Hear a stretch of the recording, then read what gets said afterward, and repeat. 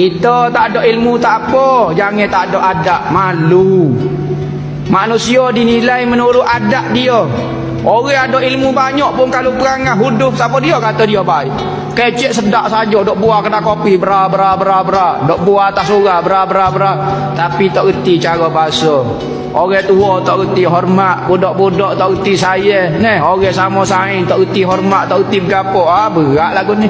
Kecek huduf, kecek kasar, cara berjalan pun tak reti tengok. Tak reti budak lagu ni Tapi orang tak ada ilmu lah mana, tapi adab tu banyak, akan disayangi oleh Allah dan makhluk.